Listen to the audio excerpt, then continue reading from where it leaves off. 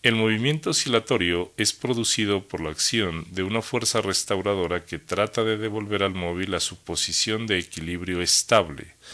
Un buen ejemplo es el movimiento provocado por un resorte sobre una masa atada a él, siempre y cuando no exista rozamiento con el piso.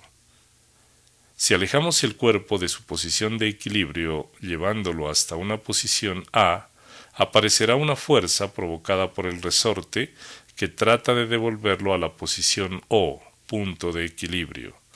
Cuando soltamos el cuerpo, observamos que éste en su intento de regresar a la posición O se acelera y pasa hasta la posición menos A. En este punto, la fuerza restauradora generada por el resorte trata de llevarlo nuevamente a la posición O, repitiéndose el proceso en forma indefinida. Ahora veamos cómo son la fuerza y la velocidad en los tres puntos demarcados en la trayectoria del movimiento. En el punto A se tiene una fuerza de magnitud máxima, la cual convencionalmente podemos decir que es negativa porque apunta hacia el lado izquierdo. En este punto la velocidad es igual a cero. Cuando el cuerpo viaja hacia el punto O, la fuerza actúa en el mismo sentido que la velocidad y esto genera una aceleración que hace que la velocidad crezca hasta un valor máximo en el punto O. En este punto, el signo de la velocidad dependerá de si el movimiento se está realizando hacia la izquierda o hacia la derecha. Sin embargo, conforme avanza el cuerpo hacia el punto O, la fuerza va disminuyendo hasta volverse igual a cero. Ahora, cuando el cuerpo viaja hacia la posición menos A, la magnitud de la fuerza del resorte empieza a crecer, volviéndose máxima en el punto demarcado con menos A y con sentido hacia la derecha. Aquí, el valor de la velocidad se hace igual a cero a causa de la desaceleración producida por la fuerza del resorte en este tramo del recorrido. Ahora, identifiquemos algunas magnitudes importantes que se deben tener en cuenta en un movimiento oscilatorio.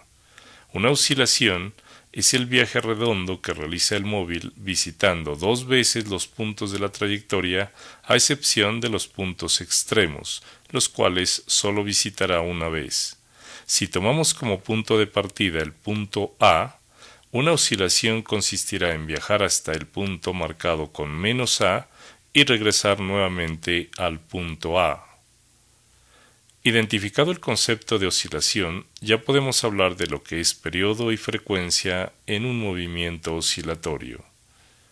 El periodo es el tiempo que tarda el móvil en realizar una oscilación completa. Al ser un tiempo, su unidad de medida en el sistema internacional es el segundo.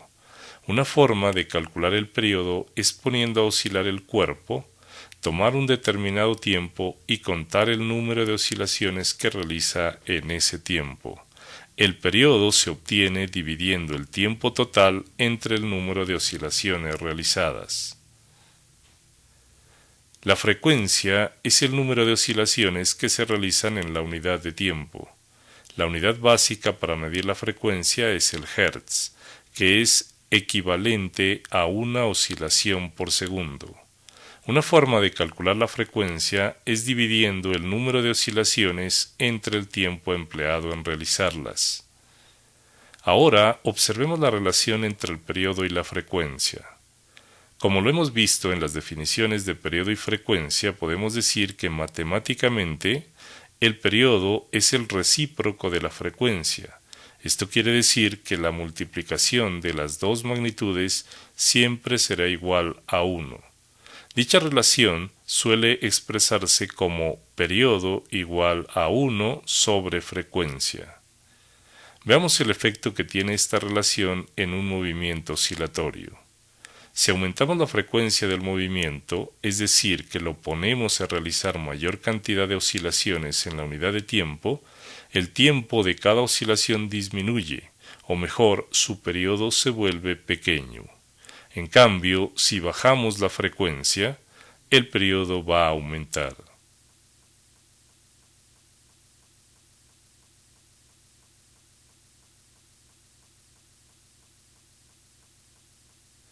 Otro elemento es la amplitud. Esta magnitud determina la distancia que existe entre el punto de equilibrio y cualquiera de los puntos extremos del recorrido.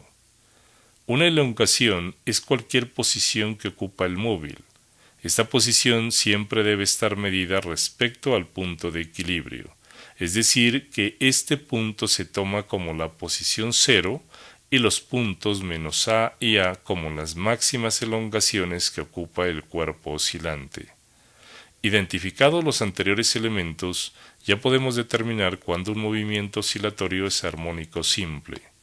Un movimiento oscilatorio es armónico simple cuando la fuerza restauradora en cualquier punto de la trayectoria es directamente proporcional al desplazamiento, medido éste con respecto al punto de equilibrio. En otras palabras, la magnitud de la fuerza es directamente proporcional a la elongación del movimiento. Esto significa que la magnitud de la fuerza disminuye conforme la masa oscilante se acerca al punto de equilibrio y aumenta conforme se aleja de dicho punto. La física nos enseña que en un resorte la fuerza que éste ejerce es directamente proporcional a la longitud de estiramiento o de compresión, y es por esto que el mejor ejemplo para explicar el movimiento armónico simple es el movimiento oscilatorio generado por un resorte.